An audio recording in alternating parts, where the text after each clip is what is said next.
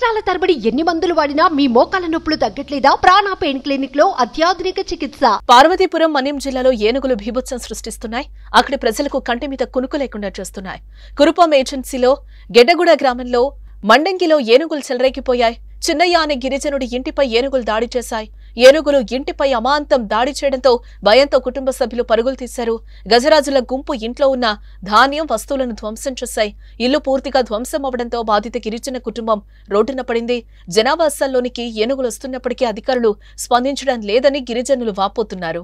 గత సంవత్సరం కూడా ఏనుగులు వచ్చాయి, మనుషులు కూడా దాడి చేశాయి.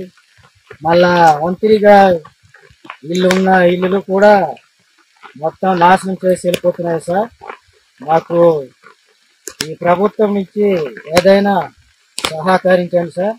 మేము గెడ్డగూడ గ్రామము, జడ పంచాయతీ, కురుపాం మండలం, పార్వతీపురం మన్యం జిల్లా చెంది ఉన్నాము. ఎస్టీ సౌర కులము. మీరు ఇమ్మడికి మాకు సహకరించండి సార్.